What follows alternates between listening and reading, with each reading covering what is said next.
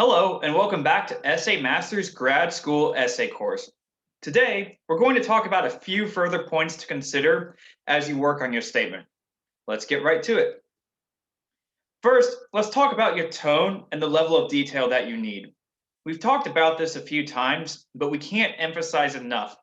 Be very descriptive in the event or experience that illustrates a quality, aka temperament, or skill.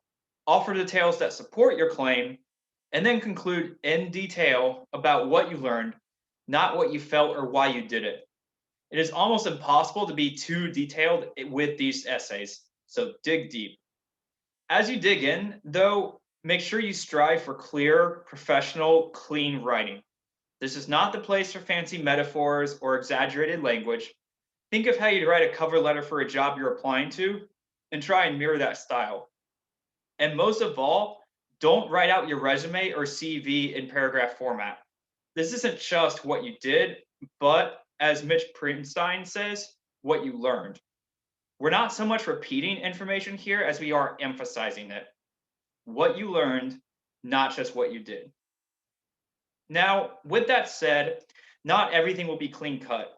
Sometimes you'll have poor grades, a lack of experience, academic punishment, or something else that you feel embarrassed or humbled by. If you have that, you need to address it, and you need to do so as honestly, dispassionately, and quickly as possible. That doesn't mean you gloss over it. It just means you need to not embellish it, not hyperbolize your response or minimize your role, and not oversell how you grew. And yes, this even goes for one of the most extreme marks of all, plagiarism, arguably more so than anything else that you've done. Even if you don't have any specific things you're not proud of, there can be some things you'll want to avoid. First, don't talk about your mental health. Unfortunately, graduate school is a stressful, rigorous, and really brutal environment, and faculty need to know that you have the resiliency to handle it. Your health concerns are certainly valid and they definitely should not be minimized, but the place to discuss and handle them is not in your statement of purpose. Second, avoid excessive emotion or idealism.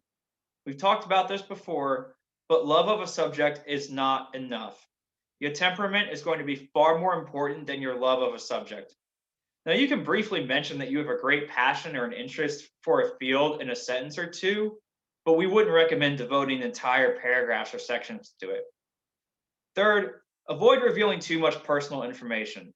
Remember, this is a professional statement, not a personal one. So unless your personal info also happens to feed your professional aspirations, as the robotics example earlier did, you shouldn't bring your personal life into this.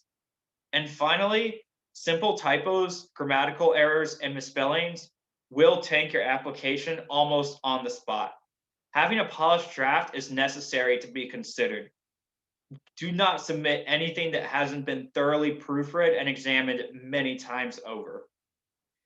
So now that we've given you all the tips you need to get started, get started.